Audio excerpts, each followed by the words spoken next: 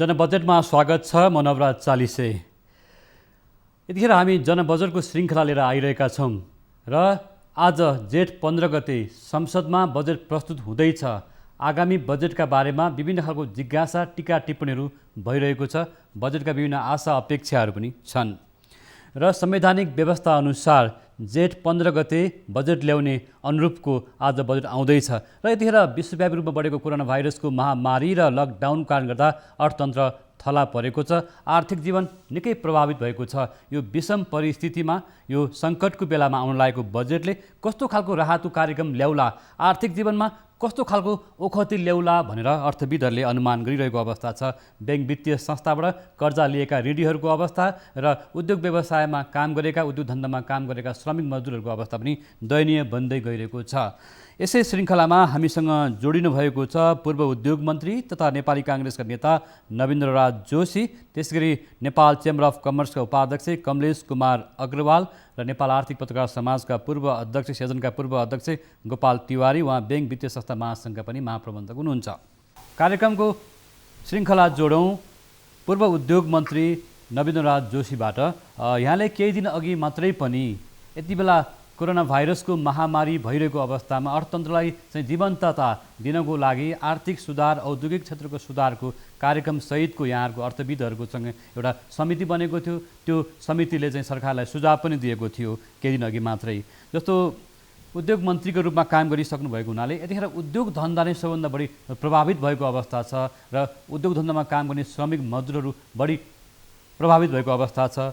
यो अवस्थालाई पूर्व उद्योग मन्त्रीका रूपमा कसरी हेर्नुभएको छ नवीनराज जोशीज्यू? सम्बोधन नवराजजी, धेरै धन्यवाद छ।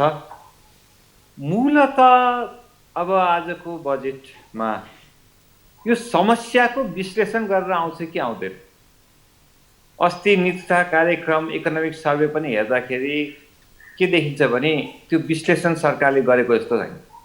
जुन लेभलको खतरा छ, कोभिड-19 को प्रभाव छ, त्यो प्रभावलाई कसरी चाहिँ न्यून गर्ने भन्ने कुरा स्वास्थ्य क्षेत्रमा र आर्थिक क्षेत्रमा विशेषतः त्यसको लागि सरकारले यो बजेटलाई कति हेर्छ भन्ने कुरा म आज विशेष गरेर यो कुरामा बढी ध्यान दिइरहेको छु। साधारणतया नीतिता कार्यक्रममा पनि धेरै कुराहरू यो कस्तो आयो भने पोलिटिकल डकुमेन्ट जस्तो आयो। यो अहिलेको समस्या यो हो। अहिले स्वास्थ्य क्षेत्रमा हामी यो गर्छौँ, मूल केन्द्रित गर्नुपर्ने, किनभने अहिले सबैभन्दा बढी चाहिँ महत्त्वपूर्ण के रहेछ भने हाम्रो हेल्थ रहेछ। स्वास्थ्य क्षेत्रभन्दा अहिले महत्त्वपूर्ण विषय स्वास्थ्य क्षेत्रमा अहिले पिसिआर टेस्टिङका कुराहरू, त्यसलाई सम्पूर्ण जिल्लाहरूमा गर्ने कुराहरू अस्ति हामीले गणेश मान सिंह अध्ययन प्रतिष्ठानबाट अध्ययन गरेर पनि भनेका छौँ कि 77 जिल्लामै हामीसँग म्यान पावर पनि छ, मेसिन पनि छ, किट्सहरू लिएर आएर प्रारम्भिक 2 महिनाभित्रै 3,60,000 अथवा 1.2% जनतालाई चाहिँ टेस्ट गर्नुहोस्। त्यसपछि ट्रेसिङ र ट्र्याकिङको कुराहरू पनि त्यसलाई चाहिँ त्यहाँका भोलिन्टियर्सहरू मोबिलाइज गरेर गर्नुपर्छ भन्ने कुराहरू। अहिले जस्तो हेल्थ सेक्टरमै भनियो भने सबैभन्दा ठुलो समस्या अहिले क्वारेन्टाइनमा देखिएको छ। भारतबाट हिजो पनि तपाईँहरूले टेलिभिजनमै देखाउनु भयो, यो सामाजिक मिडियाहरू पनि आएका छन्। यो लहरै एउटा चाहिँ ऊ जस्तो सलह जस्तो भन्छ नि। अब यो अवस्थामा तिनीहरूलाई चेक गर्ने, तिनीहरूलाई चाहिँ क्वारेन्टाइनमा राख्ने, तिनीहरूलाई उ गर्ने कसरी गर्ने भन्ने कुराको प्लानिङ र चाहिँ तिनीहरूको स्ट्यान्डर्ड कसरी मेन्टेन गरिदिने भन्ने कुरा महत्त्वपूर्ण विषय जस्तो लाग्छ। बजेटको तपाईँले कुरा गर्दाखेरि म इन्डस्ट्रीमा आउनुभन्दा अगाडि विषयहरूमा अलिकति म ध्यान दिन चाहन्छु कि मूलतः के हो भन्दाखेरि अहिले यो क्षेत्रमा काम गर्ने को हुन्?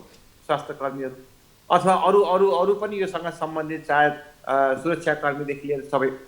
अब त्यो सुरक्षाकर्मीको, स्वास्थ्य कर्मीको, विशेष गरेर स्वास्थ्य कर्मीको भत्ता, उनीहरूलाई एसुरेन्स आज पनि पिपी छैन भनेर कति ठाउँमा चाहिँ तपाईँले त्यो किसिमको सर्भिस चाहिँ दिन हिचकिरहेको आजको अवस्था पनि छ।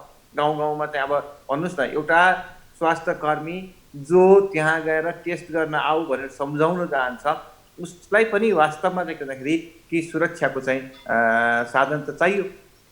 पिपी नै साधारण कुरा किन होस्, मास्क होला, अरू जे छ पिपीका कुरा भनिसकेपछि मूलत एस्योर्ड हुन् स्वास्थ्य मेरो स्वास्थ्य चाहिँ अब ठिक हुन्छ भने किन हामीलाई त उनीहरू नै चाहिन्छन् त भनेपछि त्यो विषयहरू डाक्टरलाई भत्ता दिने कुरा उनीहरूको चाहिँ यो डाक्टरलाई मात्र होइन मैले सबै स्वास्थ्य कर्मीको कुरा गरेँ स्वास्थ्य कर्मीहरूलाई चाहिँ एउटा त पहिलो त एस्युरेन्स दिनु पर्यो त्यसपछि उनीहरूको इन्सुरेन्स गरिदिनु पर्यो त्यसपछि उनीहरूलाई के भन्दाखेरि थप प्रोत्साहन भत्ता चाहिँ दिने कुराहरूमा यो महत्त्वपूर्ण विषय हो त्यस्तै यो सरकारी निजी आज सबै क्षेत्रलाई लिएर सरकार चाहिँ अगाडि बढ्नुपर्छ त्यो सँगसँगै सरकारले अहिले ध्यान दिनुपर्ने बजेटको पहिलो प्राथमिकता मैले चाहिँ हेल्थलाई किन भन्दाखेरि यो कोभिड-19को उसले तपाईँहरूले देख्नु भएको छ संसारभरि सबैले चाहिँ राहत प्याकेज ल्याए अहिले भर्खर एउटा अस्ति हिजो मात्रै हामीले चाहिँ मैले इन्फर्मेसन दिँदाखेरि 58 जना चाहिँ सुत्केरीहरू चाहिँ यो लकडाउनको बिचमा चाहिँ कहिले साधन स्रोत नभएर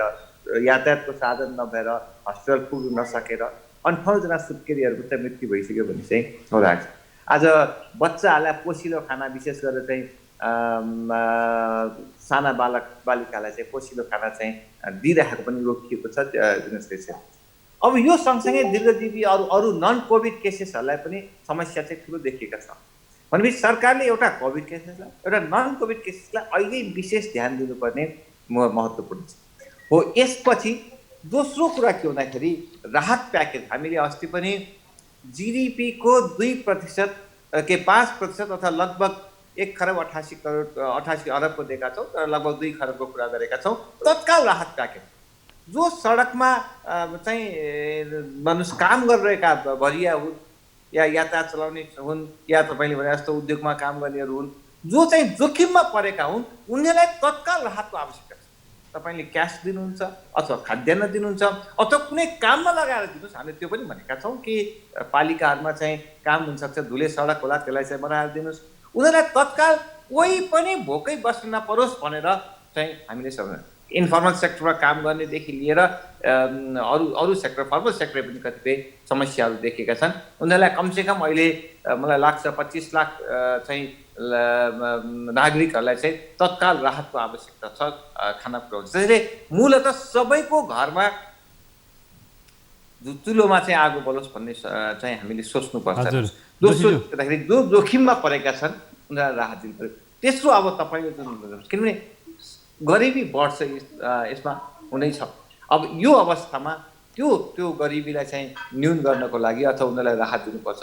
अब अर्को चाहिँ के भन्दाखेरि इकोनोमिक फाउन्डेसनहरू के हो उद्योग भन्नुभयो जुन तपाईँले भन्नुभयो त्यो त इकोनोमिक फाउन्डेसन हो त्यसले नै इकोनोमीलाई चाहिँ चलायमान बनाउँछ त्यसले नै रोजगारी सिर्जना गर्छ त्यसले नै देशलाई चाहिँ ग्रोथ गराउँछ भनेपछि आज मारमा परेको छ। तपाईँले पर्यटन उद्योग जस्ता उद्योगहरू अझ कतिमा उठ्ने हुन्छ थाहा छैन अझ यो कोभिड-19को प्रभाव पछिसम्म भर्खर अब यो यो कोभिड-19को प्रभाव चाहिँ अहिले भर्खर अब हिजो 100 कतिजनालाई देखियो होइन झन्झन दिन प्रतिदिन बढ्दैछ अब टेस्टिङ बढिसकेपछि बढ्ने होला होइन। अब यो साँच्चीकै हामीले कहिले लकडाउन सुरु भएपछि पनि वास्तव योजनाबद्ध रूपमा यसलाई लकडाउनमा हामीले कसरी चाहिँ खोल्दै जाने अथवा सुरक्षाका सम्पूर्ण आधारहरू तयार पारेर यसलाई चाहिँ उद्योगहरूलाई खोल्ने एसएमइजलाई गर्ने के हो भन्ने कुराहरू चाहिँ वास्तवमा सरकारको तर्फबाट चाहिँ आएन। सरकारले यसलाई राष्ट्रिय दृष्टिकोणै दिन सकेन यसलाई एउटा नेसनल मोबिलाइजेसन जुन आवश्यकता छ जुन किसिमको यसको गम्भीरता छ त्यो सरकारले बुझेन। त्यसले अहिले पनि चाहिँ के भन्दाखेरि एसएमइज होस् अरू उद्योगहरू पर्यटन उद्योग हुन् या अरू सबै उद्योगहरू उनीहरूलाई चाहिँ सरकारले सहयोग गर्नु पर्यो। हामीले 35 अरब रुपियाँ दाम चाहिँ तत्काल एसएमइजलाई उपलब्ध गराउनु पर्ने भनेर हामीले चाहिँ पहिला पनि गरेका छौँ यो प्रस्ताव हामीले सरकार समक्ष राखेका पनि छौँ। योसँगै त्यस्तै अरू उद्योगहरूलाई उद्योगहरूको नेचर हेरेर त्यहाँ कसरी अब चाहिँ सहयोग पुर्याउन सक्छ। अहिले ब्याङ्कको लोनको कुराहरू होला ब्याङ्कको लोन सरकारले 3% चाहिँ सरकारले चाहिँ तिर्दिने हो कि आखिरमा के भने तपाईँले संसारमा जहाँसुकै हेर्नुभयो भने के देखिन्छ भने कि सरकारले $1 ट्रिलियन चाहिँ खर्च गरेको छ। यो त भोलि इकोनोमीलाई चलायमान बनाऊ पुनरुत्थानका लागि त आवश्यक कुरा हो। त्यसतर्फ सरकारको खासै धेरै ध्यान पुगेको जस्तो मलाई लाग्दैन। त्यसैले के भन्दाखेरि यो अहिले म अब टुङ्ग्या कि सरकारले मूल रूपमा के भन्दाखेरि एउटा त हेल्थलाई हेर्नु पर्यो दोस्रो यो तपाईँले जोखिममा परेका जनतालाई हेर्नु पर्यो यसो यो जुन उद्योगहरू छन् जो इकोनोमिक फाउन्डेसन हुन् जसले नै वास्तवमा के छ भन्दाखेरि कि इकोनोमीलाई जोशीज्यू, म अब आएँ तपाईँसँग आउँछु, एकैछिन रहनु होला। हामीसँग चेम्बर अफ कमर्सका उपाध्यक्ष कमलेश कुमार अग्रवाल हुनुहुन्छ। म उहाँलाई पनि फेरि पनि यो कार्यक्रममा चाहिँ स्वागत गरेँ। जस्तो यतिखेर जनबजेटको बारेमा हामी चाहिँ चर्चा बहस गरिरहेका छौँ। बजेट आउँदैछ केही समय पछाडि।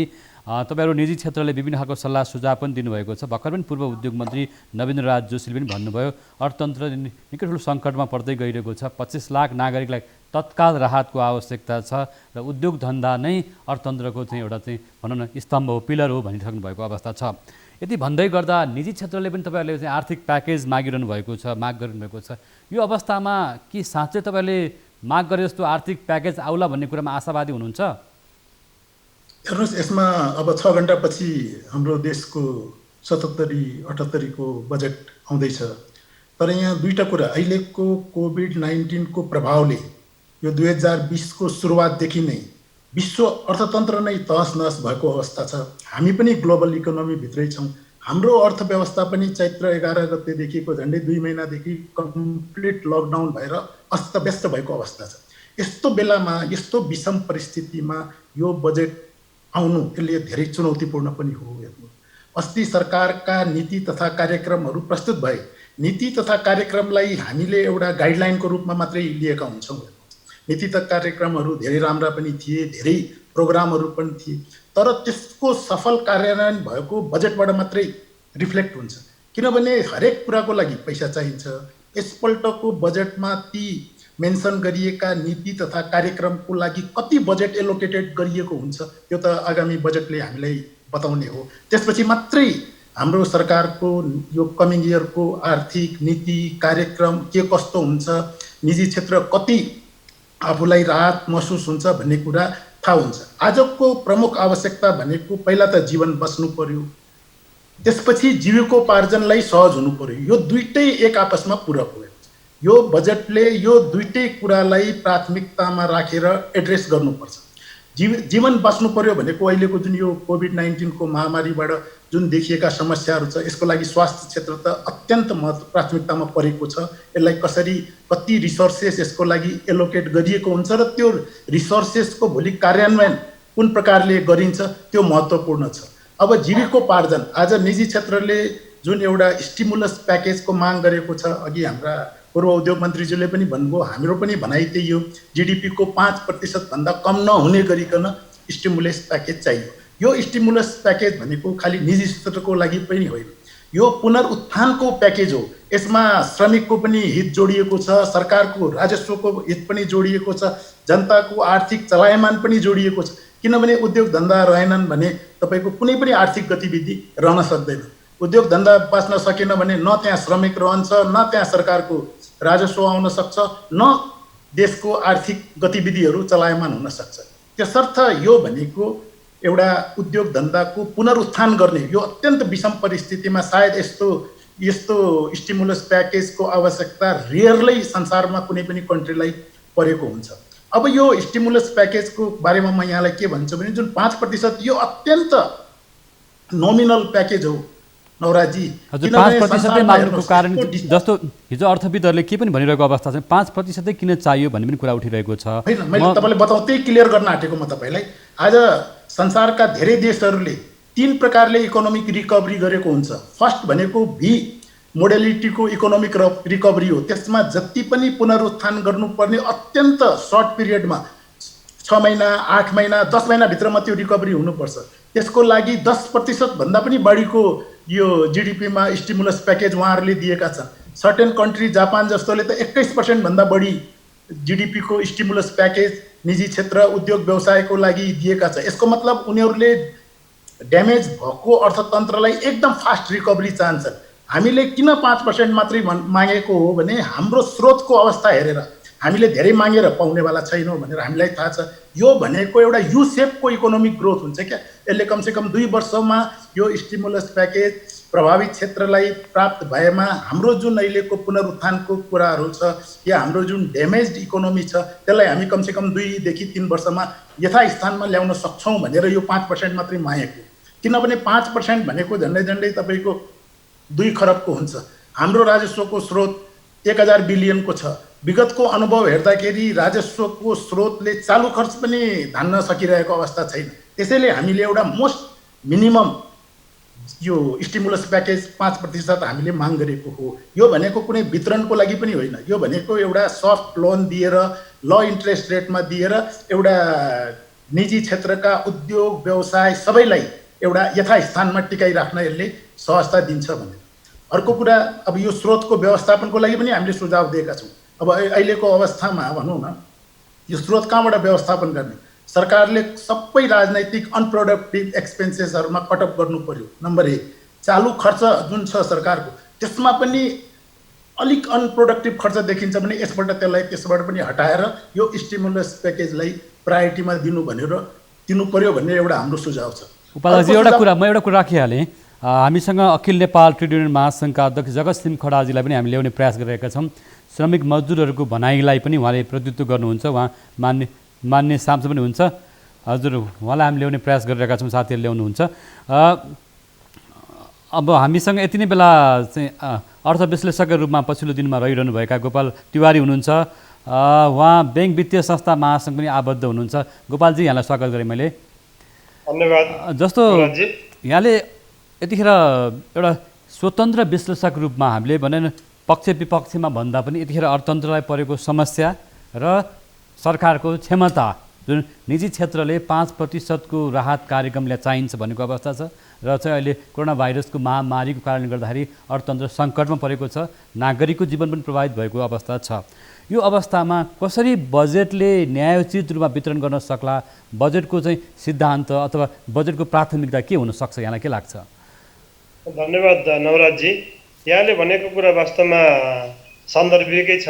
त्यो भन्दा पहिला म के भन्न चाहन्छु भन्दाखेरि अहिले नेपाल सरकारले जुन बजेट ल्याउन लागिरहेको छ आज, यो बजेट चाहिँ नि अहिले मनोवैज्ञानिक यो त्रास छ नि मानिसमा, योलाई कसरी हटाउने भन्ने कुरा पहिला सोच्नु पर्ला जस्तो लाग्छ। यो देशभरि चाहिँ नि मनोवैज्ञानिक त्रास छ एउटा मानिसको उसमा। त्यसपछि तपाईँको स्वास्थ्यको कुरा अब प्राथमिकतामा परिहाल्ने भयो। त्यसै गरी चाहिँ नि जुन व्यवसायीहरूले 5% भन्नुहुन्छ, 10% भन्नुहुन्छ, तर के भन्दाखेरि राहत प्याकेज त चाहियो, तर उहाँले सर्टेन चाहिँ नि यति भयो भने सर्टेन उद्योगहरूलाई चाहिँ नि राहत दिन सजिलो हुन्छ। उहाँहरूको विभिन्न किसिमका खर्चहरूलाई म्यानेज गर्न सक्छ, त्यो पनि ब्याङ्क मार्फतै जाने हो। एकातिर चाहिँ त्यो राहत प्याकेज दिएर उद्योग व्यवसायी रोजगारी पनि संरक्षण हुन्छ, अर्कोतिर तपाईँको ब्याङ्क तथा वित्तीय संस्थाहरू पनि संरक्षित हुन्छ। अनि सरकारलाई पनि रेगुलर रूपमा आउने चाहिँ नि राजस्व पनि प्राप्त हुन सक्छ यदि हामीले अहिले यसलाई बचाउन सक्यौँ भने। अब हामी यदि 3 महिना 6 महिनाभित्रमा यसलाई रेस्क्यु गर्न राहत प्याकेज दिएर अगाडि बढाउन सकेनौँ भने सबै क्षेत्रहरू चाहिँ नि धराशायी हुने स्थिति हुन्छ। किन भन्दा अब देशै टाट पल्टेपछि त कसरी अगाडि बढ्न सकिन्छ। त्यसकारणले चाहिँ नि पहिलो कुरो मनोवैज्ञानिक त्रासलाई हटाउनु पर्यो। किन मैले यो भनिरहेको भन्दा मान्छेमा धेरै त्रास छ। भर्खरै पनि महानगरपालिकाले हाम्रो चाहिँ नि डेपुटी मेयरले के भन्नुभएको छ भने यत्रो चाहिँ नि 60 दिन भइसक्यो काठमाडौँ भ्यालीमा अहिलेसम्म क्वारेन्टाइनको व्यवस्था गरिएको छैन, बिरामीहरूलाई क्वारेन्टाइनमा कहाँ राख्ने भन्ने ठाउँ छैन भनेपछि यस्तो स्थितिमा तपाईँ कसरी आशावादी हुनुहुन्छ? आशा त गर्नु पर्यो, तर यो 60 दिन बित्दा पनि हामीले क्वारेन्टाइनको व्यवस्था हुन नसक्नु हामीलाई विडम्बना होइन, यो हामीलाई चाहिँ नराम्रो कुरा होइन। यो हामी सबैले चाहिँ नि सरकारलाई अनुरोध गरेर सरकारले नि बुझ्नुपर्छ क्वारेन्टाइनको व्यवस्था नि हुनु पर्यो। स्वास्थ्यमा चाहिँ अब बजेट पनि एलोकेसन गरेर तपाईँको चाहिँ नि अलिकति राम्रोसँग व्यवस्थित रूपमा अगाडि बढ्नु पर्यो होइन। त्यसकारणले जोखिममा परेका व्यवसायी भनौँ, जनताहरू भनौँ, निम्न आय भएका जनतालाई चाहिँ नि राहत प्याकेज पनि दिनु पर्यो। यो कुरालाई चाहिँ नि नेपाल सरकारले हजुर भन्नुहोस् एकदम चाहिँ नि विचार गरेर अगाडि बढ्नुपर्ने हजुर स्टिमुलस प्याकेज चाहिँ नि ल्याउनु पर्छ नत्र चाहिँ नि हाम्रो व्यवस्था पनि अलिकति चाहिँ नि सरकारले काम गर्ने तौर तरिकामा नि अलिकति अप्ठ्यारो चलाउन सकिन्छ, व्यवसायहरू पनि चलाउन सकिँदैन, रोजगारी पनि गुम्न सक्छ, लाखौँ रोजगारी गुमिसकेको स्थिति पनि छ अहिले। त्यसको लागि चाहिँ नि एउटा पुनरुत्थान गर्नको लागि चाहिँ नि रेस्क्यु प्याकेज ल्याउनै पर्छ। हजुर, अब अहिले भर्खरै पनि हामीसँग पूर्व उद्योग मन्त्री नवीन राज जोशी जोडिनु भएको छ। म फेरि पनि यहाँलाई चाहिँ कार्यक्रममा आमन्त्रण गरेँ। जस्तो यहाँले अघि पनि भन्नुभयो कि रुग्ण उद्योगहरूको लागि अथवा उद्योग चाहिँ अर्थतन्त्रको चाहिँ पिलर भएको कारणले गर्दा उद्योग धन्दालाई प्रवर्धन गर्ने नीति चाहिँ चाहियो, त्यो नीतिको लागि कार्यान्वयन पनि हुनु पर्यो भन्ने कुरा छ। तपाईँको कार्यकालमा के कस्ता नीतिहरू आए र ती नीति नियमहरूले अहिले चाहिँ निरन्तरता पाएको अवस्था छ कि छैन, र उद्योग मन्त्रालय आफै पनि प्राथमिकतामा पर्दैन भन्ने कुरा आइरहेको छ, अर्थ मन्त्रालयको चाहिँ नजरमा प्राथमिकता पर्दैन भन्ने कुरा चाहिँ यहाँले पनि पटक उठाउँदै आउनुभएको छ। र हरेक उद्योग मन्त्रीको गुनासो के छ भने उद्योग मन्त्रालय प्राथमिकतामै परेन, काम त गर्न खोजेको तर सकिएन भन्ने गुनासो धेरै चाहिँ भनौँ न उद्योग मन्त्रीहरूको आइरहेको हुनाले यहाँको पनि गुनासो छ कि के छ त्यस्तै? नवराजी धेरै धेरै धन्यवाद छ। यो प्रश्न वास्तवमा नेपालमा मैले भन्ने गरेको छु सबैभन्दा महत्त्वपूर्ण मन्त्रालय के रहेछ भने अर्थ मन्त्रालय, उसैको डोमिनेसनमा बढी अरू मन्त्रालयहरू रहेको अवस्था हो भनेर मैले त्यसबेला पनि भनेको थिएँ। र त्यसबेला वास्तवमा उद्योग मन्त्रालय भनेको सबैभन्दा काम नलाग्ने मन्त्रालयकै रूपमा चाहिँ गनिएको जस्तो मलाई लाग्यो। र मैले मन्त्री भएकै दिन भनेको थिएँ म मन्त्रीबाट बाहिर निस्किँदाखेरि उद्योग मन्त्रालय चाहिँ महत्त्वपूर्ण मन्त्रालय रहेछ भन्ने कुरा चाहिँ अनुभूति गराउँछु भनेर भनेको थिएँ। त्यो तपाईँ पत्रकार साथीले अरू साथीहरूले कति गर्नुभयो उद्योगपतिज्यूहरूले। र मेरो चाहिँ मूल रूपमा के छ भने मैले त अब औद्योगिक व्यवसाय ऐन चाहिँ लिएर आएँ, त्यसपछि एक्जिट गर्ने कुराहरू आयो, त्यसपछि एफडिआईको लागि चाहिँ कसरी चाहिँ भित्राउन सकिन्छ भनेर ठुलो चाहिँ हामीले चाहिँ यहाँ चाहिँ ऊ पनि गऱ्यौँ। 1990 पछि चाहिँ एउटा सबै राष्ट्रिय अन्तर्राष्ट्रिय रूपमा चाहिँ नेपाललाई चाहिँ नयाँ संविधान आएको छ। अब लिडर्सहरूको सबै राजनीतिक दलहरूको नेपाली समाजको चाहिँ अब चाहिँ ध्यान चाहिँ आर्थिक समुन्नतिमै छ भन्ने कुरा चाहिँ हामीले संसारलाई भन्नुपर्छ भनेर एउटा हामीले चाहिँ ठुलो लगानी सम्मेलन पनि गऱ्यौँ। 14 खरबको त्यस बेलाको चाहिँ कमिटमेन्ट पनि आयो, त्यसलाई इम्प्लिमेन्टेसनको कुरा त अब तपाईँलाई पनि थाहा छ। म 9 महिना सवा 9 महिनामा मन्त्री भएँ। तर मेरो विचारमा 3टा ऐन लिएर आउने, त्यसपछि परिवर्तन गर्नुपर्ने नियमावलीहरू परिवर्तन गर्ने कुराहरू त्यसबेला भएका छन्। म त्यसमा अहिले धेरै लामो समय खर्च नगरौँ। अब मुख्य कुरा के छ भने मेरो चाहिँ के थियो भने क्षमता कसरी बढाउँछ, देशको चाहिँ इन्स्टिट्युसन्सहरू चाहिँ साह्रै कमजोर, त्यसको क्यापासिटी कसरी बढाउनु, हामीले खर्च गर्ने क्षमता पनि हामीले त्यो दृष्टिकोण राखेर लङ भिजन राखेर जाने। मैले के भनेको भने 10 वर्षभित्र हामी चाहिँ कति लाख जब चाहिँ क्रिएट गर्न सक्छौँ भनेर चाहिँ एउटा क्यालकुलेसन राख्यो। यसमा चाहिँ 28 खरब दाम चाहिँ लिएर आयौँ भने सायद हामी 10 लाख अराउन्डको चाहिँ जब क्रिएट गर्न सक्दो रहेछौँ। 10 देखि आज 12 लाखको चाहिँ उसमा त्यही लाग्छ। भनेपछि एउटा भिजन चाहिँ राख्ने काम चाहिँ मैले मन्त्रालयमा यदि त्यसलाई फलोअप गरिदिएको भए, एउटा त लगानी सम्मेलनबाट लगानी लिएर आउने कुरा त्यसलाई फलोअप गर्नुपर्ने थियो जस्तो लाग्छ मलाई। एउटा मैले के भने प्रोसेस इन्ट्री उद्योगमा सबैभन्दा ठुलो समस्या 3 ठाउँमा हो। एउटा इन्ट्री गर्ने समस्या, दर्ता गर्न आउँदाखेरि नै ठुलो समस्या भोग्नुपर्छ।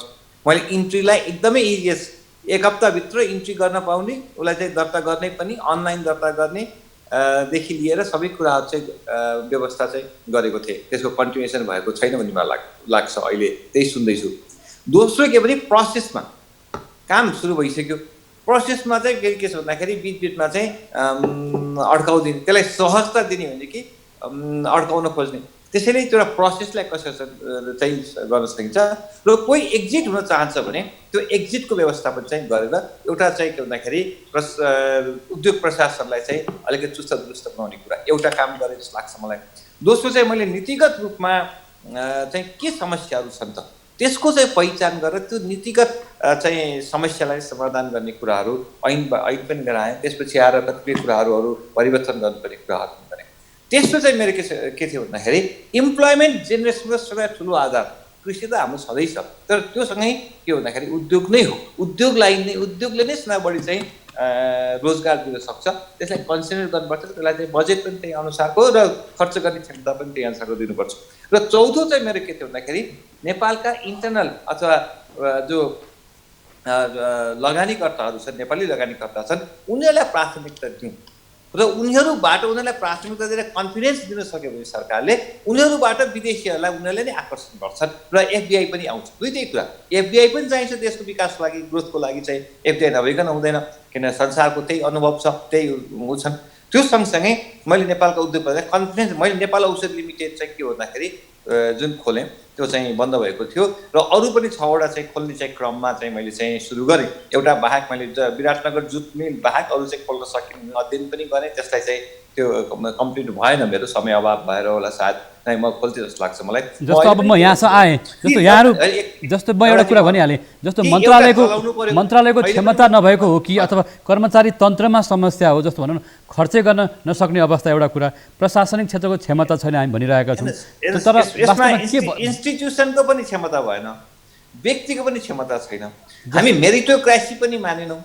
हामीले के गर्न थाल्यौँ भने आफ्नो कार्यकर्तालाई अथवा आफ्नो पार्टीको अथवा आफ्नो नजिकको मान्छेलाई अथवा अरू अन्य कारणले कसैलाई राख्नु, हामीले मेरिटोक्रेसीलाई कहाँ तपाईँको थियौँ। मैले त नेपाल औषध लिमिटेडमा चाहिँ जिएम राख्दाखेरि मैले सबैलाई भने एकदम ओपन कम्पिटिसन गरेर हाम्रो 3 जना डाक्टर पुष्कर बराचार्य, डाक्टर भगवान कोइराला, डाक्टर लक्ष्मी पाठक, तिनैजनालाई मैले के भने ल तपाईँहरूले निष्पक्ष रूपमा लिएर आउनुहोस् अनि भन्नुभयो। होइन मन्त्रीजी फेरि पछि भने मैले कुनै हुँदैन, तपाईँले जसलाई दिनुहुन्छ जो आउँछ, किनभने त्यो त आँट गर्नुपर्ने देशको लागि हो नि त। तपाईँले संस्था बनाउनु भयो भने नै देश बन्छ। संस्थालाई चाहिँ आफ्नो मान्छे भनेर संस्थामा आफ्नो मान्छे राख्न थाल्नुभयो अनि त्यसपछि कहाँ बन्छ देश, उसको क्षमतै छैन। त्यसैले के हो भन्दाखेरि यो दुईटै कुरा मान्नुहोस्, उसलाई पनि तपाईँले इमान्दारीपूर्वक तपाईँले कार्यक्रम दिनु पऱ्यो, भिजन दिनु पऱ्यो। मलाई के लाग्छ भने मैले उद्योगमा त तपाईँले हेर्नुभयो भने एउटा कार्यक्रम दिएँ, प्रोग्रामहरू के हुन सक्छन्, लङ टर्म भिजन के हुन्छ, मैले 10 वर्षको चाहिँ भिजन चाहिँ राखेँ। मैले भने उद्योगपतिहरूलाई तपाईँले कन्फिडेन्स दिनुहोस्, विश्वास दिनुहोस्। जस्तो आज उद्योगपतिहरू यत्रो समस्यामा छन्। अस्ति बजेटमा चाहिँ खै मैले देखेँ यो निष्ठा कार्यक्रममा, न मैले हेल्थमा चाहिँ सिरियसनेस देखेँ, न हेल्थ वर्कर्सप्रति सिरियसनेस देखेँ, न मैले इन्डस्ट्रीमा अथवा चाहिँ भन्नुहोस् जो चाहिँ इकोनोमिक फाउन्डेसन छ, इकोनोमिक फाउन्डेसनमा चाहिँ सिरियसनेस देखेँ।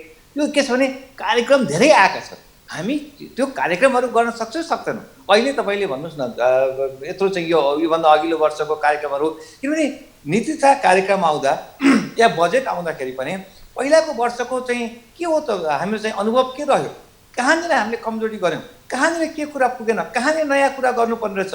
यो त एउटा कुनै आर्थिक दिशा 1 वर्षको लागि भन्छौँ हामी बजेट त होइन, तर के भने यो आर्थिक दिशा पनि दिने हो, डिरेक्सन दिने कुरा हो नि। त्यसैले के भने अहिलेको समस्याको मूल समस्याको पहिचान गरेर यो चाहिँ दिनुपर्ने निष्ठा कार्यक्रममा त्यो प्याकेज आयो जस्तो चाहिँ मलाई लागेन। खालि मैले अहिले तपाईँसँग चाहिँ खालि केही कुरा राख्छु भने बजेटलाई एकदमै सिरियसनेस अहिलेको बेलाको हुन्छ। सबैलाई चाहिँ मैले गरौँ, प्रोत्साहन दिनु पऱ्यो नि, मैले गरौँ, मेरो समस्या छ सरकारलाई ट्याक्स। यहाँसँग आइहालेँ, म तपाईँसँग आउँछु। यतिखेर वास्तवमा ब्युरोक्रेसीमै समस्या हो कि अथवा उद्योग मन्त्रीहरू अथवा मन्त्रीहरूले कार्यक्रम ल्याउँछन्, सचिवको तहमा मन्त्रालयको तहमा किन काम हुँदैन त भन्ने पनि कुरा छ। निजी क्षेत्रले यो समस्या भोगिरहेको छ, किनभने हरेक दिन जस्तो मन्त्रालय धाइरहेको अवस्था हुन्छ, मन्त्रालयमा ज्ञापनपत्र बुझाएको अवस्था हुन्छ, चाहे नेपाल चेम्बर होस्, चाहे उद्योग वाणिज्य महासङ्घ होस्, सानै उद्योग परिसङ्घ होस्, अरू औद्योगिक प्रतिष्ठानहरू हुन्। वास्तवमा के हो त अर्थतन्त्रको रोग अथवा उद्योगको रोग भन्ने किसिममा कमलेश कुमार अग्रवालज्यूले बुझ्नु पनि भएको होला। वास्तवमा के त हाम्रो समस्या चाहिँ अर्थतन्त्रमा, उद्योग व्यापारमा अथवा भनौँ हरेक क्षेत्रमा चाहिँ राजनीतिक तहको समस्या हो कि प्रशासनिक तहको समस्या हो कि मन्त्रीज्यूहरूले बजेट ल्याउनुहुन्छ, कार्यक्रमहरू बनाएको हुन्छ तर लक्ष्यसम्ममा पुग्न सक्दैन, खर्च हुन सक्दैन भनेपछि तपाईँहरू मन्त्रालय पुगिरहनु भएको हुन्छ, सचिवहरूलाई भेटिरहनु भएको हुन्छ अथवा विभिन्न आयोजनाहरूमा गइरहनु भएको हुन्छ। समस्या के त कमलेश अग्रवालज्यू? सबभन्दा ठुलो समस्या भनेको दुईटा छ। हेर्नुहोस्, निजी क्षेत्रमाथि विश्वासको कमी छ, चाहे त्यो राजनैतिक शक्तिबाट होस्, चाहे त्यो प्रशासनिक शक्ति होस्, चाहे अन्य किराबाट। अर्को समस्या भनेको नीतिभन्दा पनि नियतको मलाई कमजोरी लाग्छ क्या। जबसम्म नियत सफा हुँदैन तबसम्म नीति कहिले पनि इम्प्लिमेन्ट हुन सक्दैन। उदाहरणको लागि त्यत्रो अघि हाम्रा पूर्व उद्योग मन्त्रीज्यूले पनि भन्नुभयो लगानी सम्मेलनहरू भए, के भयो, खोइ कार्यान्वयन भएन त। त्यसपछि नीतिहरू पनि चेन्ज भए, तर त्यो अहिलेसम्म पनि त्यो किन कार्यान्वयन भएन? यसमा एनालाइसिस गर्यो भने मैले यहाँलाई राखेको यो दुईटै कुरा हो क्या। निजी क्षेत्रमाथि विश्वासको कमी, अर्को नीतिभन्दा पनि नियतको कमजोरी। अब म नवराजी एउटा यो बजेटको अर्को चुनौती तपाईँको अगाडि राख्न चाहन्छु यहाँ कि अहिले सबभन्दा ठुलो यो आउने बजेटमा मैले हेरेको चुनौती के हो भने नि हाम्रो यो जुन रेमिटेन्स भइरहेछ नि आज हाम्रो रेमिटेन्स बेस्ड इकोनोमी हाम्रो अहिलेको चलिरहेछ हेर्नुहोस् एउटा रेमिटेन्स बेस्ड इकोनोमी अर्को रिभेन्यू ओरिएन्टेड इकोनोमी भइरहेछ अब आज झन्डै झन्डै अहिलेको विश्व ग्लोबल जुन इकोनोमीमा डिसास्टर आइरहेछ अहिलेको अनुमानबाट झन्डै झन्डै 30% हाम्रो रेमिटेन्स कम हुन्छ यो रेमिटेन्स भनेको नेपालको श्रम बेचेर कमाएको पैसा हो क्या यो धेरै महत्त्वपूर्ण पैसा थियो यो कम हुने बित्तिकै यसको असर समग्र अर्थतन्त्रमा पर्न जान्छ एउटा कुरा यो जुन 30% को रेमिटेन्सको एउटा अनुमानित कमीले गर्दाखेरि नेपालको कन्जम्सन कम हुन्छ त्यो 30% मा संलग्न हाम्रा सबै नेपाली दाजुभाइहरू बेरोजगार भएर देशमा फर्किनुपर्छ यसको लागि एउटा इम्प्लोयमेन्ट जेनेरेसन कसरी गर्ने त्यो सबभन्दा ठुलो चुनौती हो कन्जम्सनमा पनि कमी आउने तपाईको इम्प्लोयमेन्टको पनि समस्या खडा हुने र तेस्रो हाम्रो रिभेन्यू ओरिएन्टेड इकोनोमीमा आज जति रिभेन्यू बेस्ड छ यो त सबै आयातमाथि निर्भर गर्छ तपाईको अब 30% तपाईको विदेशी मुद्रा नै हामी कहाँ कम भएपछि हाम्रो आयात त सतत कम हुने भयो हामीले आयातलाई रेस्ट्रिक्सन लगाउनु पर्ने भयो यस्तो अवस्थामा हाम्रो देशको अर्थतन्त्र भनेको अत्यन्त झन धराशायी अवस्थामा पुग्ने हुन्छ यसलाई म्यानेज गर्नुपर्ने पनि अहिलेको बजेटको ठुलो चुनौती हो अब एउटा कुरा अहिले विश्व अर्थतन्त्रमा जुन एउटा WTO को प्रावधान अनुसार कमलेशजीलाई म यहाँ बिचमा अलिकति रोके थोरै पनि जस्तो निजी क्षेत्रप्रति पनि गुनासो छ सरकारी पक्षको के चाहिँ गुनासो छ भने निजी क्षेत्रले चाहिँ करलाई चाहिँ भनौँ न छुट दिनु पर्यो सहुलियत दिनु पर्यो कर घटाउनु पर्यो भन्ने कुरा हुन्छ यद्यपि तपाईँहरू करको दायरा बढाउनु पर्यो भनिराख्नु भएको छ भनेपछि सरकारको स्रोत साधन सीमित छ चाहिँ भनौँ न राजस्व नै मुख्य चाहिँ स्रोत भइरहेको अवस्था छ यहाँले भर्खर पनि भन्नुभयो रेमिटेन्स घट्दो अवस्थामा छ आन्तरिक रेट उठाउन सक्ने अवस्था पनि देखिँदैन यति बेला भनेपछि र निजी क्षेत्रको हरेक निजी क्षेत्रका उद्योग व्यवसायले एउटै गुनासो के छ तपाईँहरूलाई कर छुट चाहियो भन्ने गुनासो सबै लिएर जानुहुन्छ मन्त्रालयमा भन्ने चाहिँ तपाईँहरूमाथि पनि गुनासो छ उपाध्यक्षजी म यसको तपाईँलाई जवाब दिँदैछु हाम्रो अर्थतन्त्र 3767 अरबको GDPमा जुन राजस्व भनेको झन्डै 29% भन्दा पनि बढी छ आज यसले हाम्रो निजी क्षेत्रको प्रतिस्पर्धी क्षमतालाई धेरै ह्रास भएको छ एउटा त हामी ल्यान्डलक्ड कन्ट्री छौँ अर्को हामी कहाँ इलेक्ट्रिकल कोस्ट धेरै हाई जुन यो इन्डस्ट्रियल कमर्सियल सेक्टरको लागि यसले गर्दाखेरि हाम्रो उत्पादन लागत झन्डै 18 देखि 20% हाई छ यो कोस्ट कम गर्नलाई हामीले एउटा त करका दरहरू घटाउनु पर्यो जसले गर्दा हामी प्रतिस्पर्धी हौँ हामी र अर्को हाम्रो कोस्ट अफ प्रोडक्सन कम होस् भनेर हामीले माग गरेको हो क्या त्यसकारण यो निजी क्षेत्रले आफ्नो लागि होइन यो देशको अर्थतन्त्र आर्थिक गतिविधि अगाडि बढाउनलाई हाम्रो सेक्टर बढाउनलाई हामीले यो माग गरेको हो दर्शकवृन्द हामी जनबजेटको छलफलमा छौँ प्राविधिक कारणवश सबै सहभागीहरूसँग राम्रोसँग छलफल हुन सकिरहेको छैन यद्यपि हामी छलफलको प्रयास जारी गरिरहेका छौँ जनबजेटको विभिन्न श्रृङ्खलाहरूमा श्रमिक मजदुर उद्योगी व्यवसायी अर्थशास्त्रीहरूको आवाजलाई हामी बजेटमा कसरी प्रतिबिम्ब गर्ने भन्ने विषयमा छलफल गरिरहेका छौँ जनबजेटको श्रृङ्खलामा हामी आज दिनभर विभिन्न पक्षका अर्थशास्त्री अर्थविदहरूसँग छलफलमा छौँ फेरि जोडिनु भएको छ म देखिरहेको छु गोपालजीलाई गोपालजी हजुर जस्तो यहाँले भन्दै हुनुहुन्थ्यो यतिखेर अर्थतन्त्रलाई राहतको कार्यक्रम चाहिँ आवश्यकता छ राहतको कार्यक्रममा आवश्यकता छ भने कुन कुन तहमा कसरी गर्नु पर्ला भन्ने यहाँलाई लाग्छ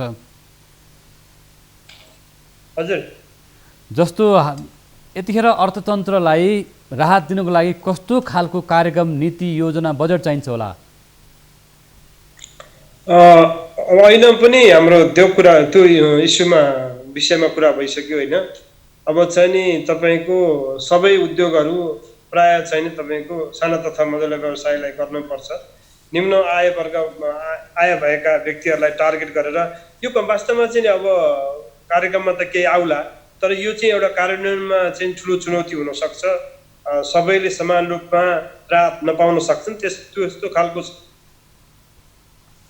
तदारुकता साथ लागू गर्नुपर्छ त्यसै गरी यो प्रशासनको कुरा अहिले चाहिँ कुरा आयो विभिन्न कार्यक्रमहरू बजेटमा आउँछन् तर कार्यान्वयन हुन सक्दैन भन्दा प्रशासन अलिकति चुस्त दुरुस्त भइसकेको छैन हाम्रो त्यसलाई चाहिँ नि तपाईँको धेरै कुराहरू चाहिँ नि अभाव छ एउटा सिपको अभाव छ एउटा संयोजनको अभाव छ मन्त्रालय बिचको संयोजन हुन सक्दैन अर्कोतिर चाहिँ नि अब तपाईँको लिडरसिपमा पनि कस्तो छ भने कोअर्डिनेसन गर्ने एउटा संयोजन गर्ने कति लिडरसिपमा चाहिँ कमजोरी पनि हुन्छ। त्यो हिसाबले चाहिँ नि मन्त्री सचिव र तलका कर्मचारीहरूसँग राम्रोसँग संयोजन नहुँदा पनि कति कार्यक्रमहरू, किन भन्दा मैले अहिले के भनिरहेको छु भन्दाखेरि मैले 8-10 वर्ष नेपाल सरकारको विभिन्न मन्त्रालयमा बसेर काम पनि गरे हुनाले मैले चाहिँ यो अनुभव सुनाएको हो तपाईँलाई। विभिन्न एक्टिभिटिजहरू कार्यक्रमहरू प्लान गरिएका हुन्छन् तर समयमै तपाईँको निर्णय नहुँदाखेरि कार्यान्वयनमा धेरै ढिलाइ भइरहेको हुन्छ। त्यसै गरी अब आगामी बजेट त तपाईँको स्वास्थ्यमा, यो रोजगारी वृद्धिमा, व्यवसाय प्रवर्धनमा बचाउनको लागि होइन सबै जनतालाई चाहिँ सबै उपभोक्ताहरूलाई चाहिँ नि एउटा राम्रोसँग चाहिँ अगाडि बढाउनको लागि सरकारले जुन एनाउन्स गर्छ, घोषणा गरेको हुन्छ, ती कार्यक्रमलाई चाहिँ यदि मन्त्रालय चाहिँ संयोजन भएन, राम्रोसँग संयोजन भएर अगाडि बढेन भने वास्तवमा पछि ठुलो समस्या आउन सक्छ। यो समस्यालाई अहिले चाहिँ नि हामीले एउटा संयन्त्र बनाएर अगाडि बढ्नुपर्ने हुन्छ। किन भन्दा अहिले तपाईँको फोकस गर्नुपर्ने साना तथा मझौला उद्योग साथसाथै कृषिजन्य चाहिँ नि उद्योगहरूलाई चाहिँ नि हामीले अलिकति प्राथमिकता साथ अगाडि बढाएर लान सक्यो भने विदेशबाट आएका नेपालीहरू र भएका नेपालीहरू पनि एउटा कृषि पेसामा संलग्न भएर आफ्नो जीविकोपार्जन गर्छन् भन्ने चाहिँ हाम्रो अब आशा छ। त्यो हिसाबले चाहिँ सरकारले अगाडि बढ्नुपर्छ। अब चाहिँ ऋण दिने कुराहरू, बिउ बिजनको कुराहरू होइन, औषधिमूलकको कुराहरू सबै चाहिँ नि समयमै सरकारले सहजीकरण गरेर उपलब्ध गराइदियो भने बेरोजगार युवाहरूलाई चाहिँ नि कृषि पेसामा लागेर आफू अगाडि बढ्न सजिलो पर्छ। त्यस्तै गरी सरकारले अब आउने बजेटमा तपाईँको यदि अननेसेसरी या नचाहिँदो खर्चहरू यो रेगुलर एक्सपेन्डिचर अलिकति कटौती गर्न सकेन भने पनि नेपाल सरकारलाई समस्या पर्न सक्छ। त्यस्तै गरी तपाईँको अहिले आयकरमा तपाईँको निर्धारण गरिएको मौजुदा 4 लाख छ। 4 लाखबाट चाहिँ हामीले 8 लाख गराइदियो भने यो वर्गले चाहिँ नि आफ्नो चाहिँ नि उपभोग बढाउन सक्छ, कन्जम्सन बढाउन सक्छ। अनि त्यसपछि त्यसले अब त्यसको असर चाहिँ नि उद्योगहरूमा पर्न सक्छ र एउटा सकारात्मक असर परेर चाहिँ रोजगारी पनि सिर्जना हुन सक्छ। त्यसपछि उत्पादन पनि वृद्धि हुन सक्छ र त्यसपछि अब उद्योगहरू पनि राम्रोसँग चलायमान हुन सक्छन् भन्ने कुरा चाहिँ अब यसलाई चाहिँ अलिकति सरकारले ध्यान दिनुपर्ने हुन्छ। अब मैले अहिले नै भनिहालेँ तपाईँको चाहिँ नि अब अलि अर्को कुरा चाहिँ ब्याङ्क तथा वित्तीय संस्थाहरूमा म आफै भएको हुनाले अब ब्याङ्क तथा वित्तीय संस्थाहरूलाई चाहिँ यो अहिले नेपाल सरकारले 30% कर लगाएको छ। यो चाहिँ वास्तवमा अरू उद्योगहरूलाई चाहिँ 25% छ, ब्याङ्क तथा वित्तीय संस्थालाई 30% छ। त्यस कारणले यसलाई पनि अब अरू उद्योगसँग चाहिँ व्यवसायसँग चाहिँ गर्दाखेरि चाहिँ सबै क्षेत्र समान रूपमा चाहिँ अगाडि बढ्न सक्थे। किन भन्दा ब्याङ्क वित्तीय संस्था र उद्योग भने नङ मासुको सम्बन्ध हुन्छ। ब्याङ्क बच्यो भने उद्योग बच्छ, उद्योग बच्यो भने ब्याङ्क बच्छ र उद्योग र वित्तीय संस्था बच्यो भने सरकार पनि बच्छ, जनताहरू चाहिँ उपभोक्ताहरू पनि आफ्नो सहज रूपमा चाहिँ जीविकोपार्जन गर्न सक्ने वातावरण बन्न सक्छ। जस्तो यहाँले धेरै कुरालाई उठाउनु भएको छ। वास्तवमा हो यतिखेर उद्योग व्यवसायलाई समस्या परिरहेको छ, जहाँ चाहिँ श्रमिक मजदुरहरू आश्रित हुन्छन् र त्यहाँ चाहिँ लगानीकर्ताहरू पनि त्यहाँ रहेका हुन्छन् र त्यहाँ चाहिँ अर्थतन्त्रको जीवन जोडिएको हुन्छ। भन्दै गर्दा पछिल्लो दिनमा हामी देखिरहेका छौँ उद्योग व्यवसायी र ब्याङ्क वित्तीय संस्था बीच पनि शङ्का आशङ्काहरू, एउटा आरोप प्रत्यारोपहरू चाहिँ भइरहेको अवस्था छ। यस्तो अवस्थामा सन्तुलित सम्बन्ध उद्यमी व्यवसायी र ब्याङ्कर्स बीचको, तपाईँ ब्याङ्क तथा वित्तीय संस्था महासङ्घमा पनि रहनुभएको हुनाले मैले प्रश्न गरेँ, यो सन्तुलित खालको सम्बन्धलाई कसरी विकास गर्ने होला? यसमा नेपाल राष्ट्र ब्याङ्कको भूमिका के हुनसक्छ, नेपाल ब्याङ्कर्स एसोसिएसनको भूमिका के हुनसक्छ, अथवा निजी क्षेत्रका प्रतिनिधिमूलक संस्थाहरूको भूमिका के हुनसक्छ? होइन, सन्तुलित सम्बन्ध त राख्नै पर्छ। हेर्नुहोस्, बरुवार ऋणीहरूले चाहिँ ऋणी र ब्याङ्क तथा वित्तीय संस्थाहरूले राम्रो सम्बन्ध राख्नु भएन भने, यदि समयमा ऋण बुझाउन सक्नु भएन भने अब ब्याङ्कको वित्तीय संस्था पनि चल्ने होइन, व्यवसाय पनि चल्ने होइन। त्यो सन्तुलित सम्बन्ध राख्नुपर्छ केही हदसम्म। किन भन्दाखेरि तपाईँको एउटा नेपाल सरकारको नि एउटा कस्तो नियम छ भन्दाखेरि नेपाल फाइनेन्सियल रिपोर्टिङ स्ट्यान्डर्ड्स को नियम लागू गर्दा चाहिँ ब्याङ्क तथा वित्तीय संस्थाहरूले जुन नाफा नगरेको आम्दानीमा पनि नाफा बुक गर्नुपर्ने प्रावधानका कारण वित्तीय क्षेत्रमा सङ्कट आउने हुनाले यस प्रावधानलाई कर्मचारीको बोनस तथा आयकर प्रयोजनार्थ मात्रै नगद प्राप्तिको आधारमा मात्र गणना गर्ने व्यवस्था गरिनुपर्छ। किन भन्दा नउठिसकेको पैसामा नगदमा चाहिँ नेपाल सरकारले पहिल्यै चाहिँ त्यो कर लाउने प्रावधानले गर्दाखेरि बैंक तथा वित्तीय संस्थाहरूलाई नि एक किसिमको समस्या छ। त्यो हिसाबले चाहिँ नि यो नेपाल सरकारको नियमले गर्दाखेरि बैंक तथा वित्तीय संस्थाहरूलाई पनि यो समस्या परेको छ। यसलाई अलि हेरिदिनुपर्छ। त्यो भयो भने मात्रै अलिकति अगाडि बढ्न सजिलो हुन्छ, नत्र चाहिँ तपाईँको उहाँहरूलाई नि समस्या हुन्छ। अब अर्को चाहिँ तपाईँको बरोवर्सहरूलाई, ऋणीहरूलाई जुन समयमा तिर्न सक्ने वातावरण सिर्जना गर्न सरकारको ठुलो दायित्व। विभिन्न सरकारी निकायहरू अहिले त हाम्रो तीन तहको सरकार छ, सङ्घीय सरकार, प्रदेश सरकार र स्थानीय सरकार। तिनै तहका सरकारहरूले एउटा चाहिँ नि राहत प्याकेज चाहिँ नि सम्बन्धित व्यवसायहरू, सम्बन्धित ऋणीहरूसँग सहजीकरण गर्न सक्यो भने सरकारको बैंक तथा वित्तीय संस्थाहरूको पैसा पनि यो जुन ऋण प्रवाह गरेको छ त्यो पैसा पनि उठ्न सक्छ र व्यवसाय पनि सञ्चालन गर्न सक्छ। त्यसले यो ऋणमा चाहिँ तपाईँको सरकारले जुन राहत प्याकेज दिँदाखेरि विभिन्न त्यो रेगुलेटरी प्रब्लम्सहरू चाहिँ विभिन्न ह्यासल्सहरू पनि हुन्छन् र पाउने मान्छेले नपाएको पनि हुनसक्छ र कसैले बढी पाएको पनि हुनसक्छ। त्यो कुरालाई चाहिँ नि एउटा नियमन, राम्रोसँग नियमन गरेर सरकारले अगाडि बढ्न सकेनौँ भने वास्तवमा हामी 6 महिनादेखि 1 वर्षसम्म केही हदसम्म चाहिँ नि हामीले नर्मल सिचुएसनमा आउन सक्ने सम्भावना छ। त्यसै गरी अर्को कुरा चाहिँ अब यो उद्योग व्यवसाय बचाउनु भनेको लाखौँ मजदुरहरूको रोजगारी बचाउनु, लाखौँ काम गर्ने व्यवसायहरूको काम गर्ने चाहिँ पेसाकर्मीहरूको आफ्नो रोटीको सवाल छ हैन। त्यसकारणले जीवनयापनको सवाल छ। यसलाई चाहिँ अलिकति विचार गर्न सक्यो भने यिनीहरूले पनि सरकारलाई कर तिरिरहेको हुन्छ। वर्कर्सहरूले, काम गर्ने कामदारहरूले पनि। त्यो सरकार एउटा बेरोजगार, एकजना बेरोजगार भयो भने सरकारलाई समस्या हो, व्यवसायलाई समस्या हो, देशलाई समस्या हो, एउटा चाहिँ नि अर्थतन्त्रलाई समस्या हो। त्यसकारणले समग्र अब ब्रोडर रूपमा चाहिँ समग्र रूपमा सबैको फाइदा हुने हिसाबले कार्यक्रम आउँदाखेरि सरकारलाई नि सजिलो हुन्छ, अब तपाईँको उद्योग व्यवसायलाई नि सजिलो हुन्छ, सर्वसाधारण उपभोक्ताहरूलाई पनि सजिलो हुन्छ। त्यस कारणले चाहिँ अहिलेको स्थिति अलिकति फरक स्थिति भएको हुनाले अब सरकारले संवेदनशील भएर यो ऋणीहरूलाई पनि सहजीकरण गर्नु पर्यो, व्यवसायहरूलाई पनि सहजीकरण गर्नु पर्यो र हाम्रो चाहिँ नि कृषि उत्पादन जुन घटिरहेको 2% झरिसकेको छ त्यसलाई उकास्नको लागि समग्र सबैलाई चाहिँ सहयोग गरेर अगाडि बढ्न सक्यो भने मात्रै वास्तवमा चाहिँ बजेट आउनुको सार्थकता हुन्छ। जस्तो यहाँले धेरै कुरा उठाइसक्नु भएको छ। यतिखेर अर्थतन्त्र समस्यामा पर्दै गइरहेको छ र यहाँले विशेष गरेर बेरोजगार बढ्दै जानु भनेको त्यो उद्योग व्यवसायलाई मात्रै समस्या होइन, त्यो चाहिँ अर्थतन्त्रलाई समस्या हो र एउटा देशलाई समस्या हो भन्नुभएको छ। यो खालको बुझाइ भयो भनेदेखि कमसेकम रोजगारी सिर्जना गर्ने खालको चाहिँ कार्यक्रम सरकारी स्तरबाट स्थानीय तह भनौँ न, अहिले स्थानीय तहहरूमा चाहिँ रोजगारी सिर्जना गर्ने कामहरू भइरहेको छ, उद्योग व्यवसायहरू प्रवर्धन गर्ने कुराहरू भइरहेको छ भन्नुभयो। र यो अर्थमा यहाँले भन्नुभएको कुरालाई रोजगारी प्रवर्धन गर्ने खालको नीति ल्याउनको लागि निजी क्षेत्रलाई प्रोत्साहन गर्नै पर्ने हुनसक्छ र निजी क्षेत्र प्रोत्साहित हुनको लागि अहिले पनि निजी क्षेत्र चाहिँ विश्वासको सङ्कटमा छ भन्ने कुरा अघि पनि चाहिँ चेम्बरका उपाध्यक्षले राख्नुभएको छ कमलेशजीले। जस्तो विश्वासको सङ्कट छ र सरकारी स्तरमा नियत नै खराब छ, प्रशासनिक तहमा होस् वा राजनीतिक तहमा होस् सरकारी नियतमा खराब छ र विश्वासको सङ्कट छ भनिरहँदाखेरि अब यस्तो अवस्थामा कसरी चाहिँ खराब छ त भनि नहालौँ होइन। के भन्दा कोअर्डिनेसन गर्ने समस्या हो, खास वास्तवमा कोअर्डिनेसनको समस्या हो। कस्तो भन्दाखेरि तपाईँको अहिले नेपालमा 75-80% चाहिँ नि रोजगार जन्ने साना तथा मझौला व्यवसायबाट सिर्जना हुन्छ। त्यस्तै भएको तपाईँको उद्योगहरूमा टोटल इन्डस्ट्रिजमा तपाईँको झन्डै 90% भन्दा बढी चाहिँ तपाईँको साना तथा मझौला उद्योग छन्। तर यसको लागि साना तथा मझौला उद्योग नीति नेपालमा अहिलेसम्म आएको छैन। एउटा कुरो बुझिराख्नुपर्छ, नेपाल सरकारले चाहिँ गर्यो के त?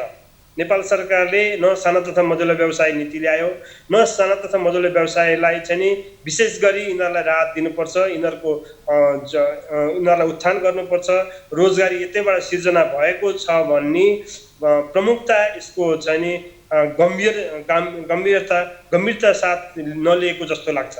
त्यस कारणले अब आगामी दिनमा किन भन्दा कति ब्याङ्कहरूले, वित्तीय संस्थाहरूले साना तथा मझौला उद्योगलाई ऋण दिइरहेका छन् होइन, उनीहरूलाई छुट्टै एउटा डेस्क सिर्जना गरेर, त्यो पनि कस्तो भने क्याटेगोराइजेसन तपाईँको साना मझौला र साना मझौला र ठुला उद्योगको क्याटेगोराइजेसन ब्याङ्कहरूले आफ्नो हिसाबले गरिरहेका छन् र नेपाल सरकार औद्योगिक व्यवसाय ऐनले भर्खरै आएको औद्योगिक व्यवसाय ऐनमा त्यसमा भर्खरै चाहिँ अलिकति एउटा इन्क्लुसिभ हुने एउटा चाहिँ नीति लिएको छ। तर त्यसको लागि चाहिँ तपाईँको कागजमा ऐन मन्त्रीज्यूले भूतपूर्व मन्त्रीज्यूले नि भन्नुभयो कति औद्योगिक व्यवसायमा कति फेसिलिटी कति इन्सेन्टिभहरू कति राहतहरू दिन सकिन्छ भनेर प्रावधान गरिएको हुन्छ तर त्यो कार्यान्वयन हुँदैन। उद्योग व्यवसायहरूको चिन्ता यही हो। यदि इन्कम ट्याक्स एक्टमा तपाईँको चाहिँ अर्थ मन्त्रालय र उद्योग मन्त्रालयको राम्रोसँग संयोजन हुन नसक्नुको कारण एउटा। अर्को कुरो तपाईँको औद्योगिक व्यवसाय ऐन भएका प्रावधानहरू कति इन्सेन्टिभहरू छ नि त्यहाँ चाहिँ तपाईँलाई ट्याक्समा इन्सेन्टिभ दिएको छ। त्यो इन्सेन्टिभहरू चाहिँ तपाईँले उद्योगीहरूले पाउँ भन्दाखेरि उनीहरू पाउँदैनन्। त्यो समस्या अहिले तपाईँको। अनि त्यसकारण कार्यान्वयन चाहिँ त्यो डुप्लिकेसन छ, कार्यान्वयन राम्रोसँग हुन सकिरहेको छैन। यहाँभन्दा पहिला पनि म उद्योग वाणिज्य महासङ्घको एउटा निमित्त महानिर्देशक भएर काम गरिसकेको कारणले म के भन्छु भने औद्योगिक व्यवसाय ऐन फरेन इन्भेस्टमेन्ट टेक्नोलोजी ट्रान्सफर भएको वैदेशिक चाहिँ ऐन चाहिँ तपाईँको दुईटै ऐनलाई अर्थमन्त्री र उद्योग मन्त्रीज्यूहरूसँग हामीले सँगै राखेर डिस्कसन गरेर हामीले प्रस्तुतिकरण पनि गरेका थियौँ। यी कति कुराहरू उद्योग व्यवसायहरूले चाहिँ नि उद्योग व्यवसायहरूले त्यो एउटा व्यक्तिगत स्वार्थको लागि भनेको हुँदैन। उद्योग वाणिज्य महासङ्घ, चेम्बर अफ कमर्स, सिएनआई भनेको समग्र व्यवसायहरूको प्रतिनिधित्व गर्ने संस्थाहरू हुन्। यहाँ धेरै लाखौँ व्यवसायहरू हुनुहुन्छ। उहाँहरूले भनेको कुराहरू समग्र अर्थतन्त्रमा इम्प्याक्ट पार्छ। त्यस्तै ब्याङ्क तथा वित्त संस्था परिसङ्घले त्यसै भन्दैन। तपाईँहरूको चाहिँ हाम्रो रिसर्च बेस हाम्रो अनुसन्धान गरेरै हामीले नेपाल सरकारलाई सल्लाह दिइरहेका हुन्छौँ। त्यस कारणले यी कुराहरू नेपाल सरकारले सिन्सियरली लागू गर्नुपर्छ। किन यदि लागू गर्न सकिँदैन अप्ठ्यारो छ भने हामीसँग कन्सल्टेसन गर्दा नै हुन्छ।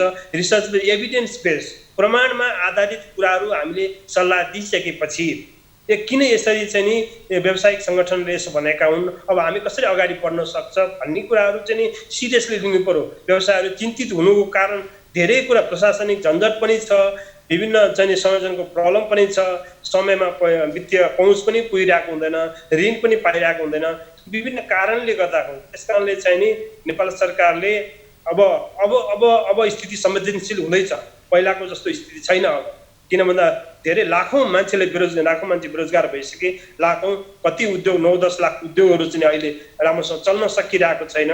त्यस्तो स्थितिमा सरकारले राहत प्याकेज तपाईँले एनाउन्स मात्रै गरेर हुँदैन, त्यस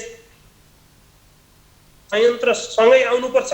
यदि संयन्त्र पछि तपाईँको नीति बनाइसकेपछि एउटा पछि रुल्स एन्ड रेगुलेसन बनाउँछु पछि बनाउँदै जान्छु भन्नु थाल्नुभयो भने यो 3 महिना 6 महिना 1 वर्ष बितिसक्छ। त्यति बेला तपाईँको चाहिँ हालत पत्ला भइसक्छ। व्यवसायिक त दिनका दिन करोडौँ अरबौँ लस भइसकेको छ। यो कुरा त तपाईँको आज म अफिस गएन भने यहाँ लाखौँ लस हुन्छ, भोलि उद्योग चलेन, आज उद्योग चलेन, कर्मचारी आएन भने लाखौँ लस हुन्छ। हो यो कुरा संवेदनशील छ, यसलाई हामीले समयमै विचार गर्नुपर्छ। नेपाल सरकारलाई मेरो विनम्र अनुरोध छ र व्यवसायहरूलाई राहत दिनको लागि, रोजगारी बचाउनको लागि र हाम्रो कुल ग्राहक उत्पादन बढाउनको लागि संवेदनशील भएर सरकारले अगाडि बढोस्, मेरो यही शुभकामना छ। यहाँले उद्योग व्यवसायिकको क्षेत्रको समस्या र अर्थतन्त्रका समस्याहरू, त्यसको नीतिगत समस्याहरू र अर्थ मन्त्रालय उद्योग मन्त्रालय बीच किन समन्वय हुन सक्दैन, किन काम हुन सक्दैन भनेर निजी क्षेत्रमा बसेर काम गर्दाको अनुभव पनि व्यक्त गर्नुभएको छ। निजी क्षेत्रका प्रतिनिधिहरूलाई पनि हामी कार्यक्रममा ल्याउने प्रयास गरिरहेका छौँ र अहिले केही प्रतिनिधिहरूलाई हामी कार्यक्रममा ल्याउने प्रयास गरिरहेका छौँ। अहिले सम्पर्क हुन सकिरहेको छैन। वास्तवमा जनबजेटको हाम्रो श्रृङ्खलामा जनताको लागि कस्तो खालको बजेट आउँदैछ र विक्रम सम्वत 2013 सालमा सुवर्ण शमशेरले पहिलोपटक प्रस्तुत गर्नुभएको बजेटको श्रृङ्खलाले लामो इतिहास पार गरिसकेको छ। आजसम्म आइपुग्दा पनि जनताको भागमा कस्तो बजेट आउँदैछ, के पर्दैछ भन्ने कुरामा कौतूहलता छ। अर्थशास्त्रीले प्रश्न उठाइरहेको अवस्था छ। हामीसँग ब्याङ्क वित्तीय संस्थाका महासङ्घका महाप्रबन्धक गोपाल तिवारीज्यू भर्खर पनि हुनुहुन्थ्यो। गोपालजीले भने जस्तै अझ पनि निजी क्षेत्रलाई हेर्ने दृष्टिकोणमा सरकारी स्तरमा चाहिँ स्पष्ट छैन र सरकारले अझै पनि आर्थिक क्षेत्रको विकासलाई अगाडि बढाउन लागि स्पष्ट नीति नियम नबनाएको कारणले गर्दा चाहिँ अझै पनि बजेटमा धेरै कार्यक्रम आए पनि व्यवहारमा कार्यान्वयन हुन सकिरहेको छैन। आजको यो श्रृङ्खलामा सहभागी हुनुभएका नेपाल चेम्बर अफ कमर्सका उपाध्यक्ष कमलेश कुमार अग्रवाल, ब्याङ्क वित्तीय संस्था महासङ्घका महाप्रबन्धक गोपाल तिवारी र पूर्व उद्योग मन्त्री नवीन राज जोशीलाई म धन्यवाद दिन चाहन्छु र हाम्रो श्रृङ्खलामा तपाईँहरू जोडिरहनुहुनेछ।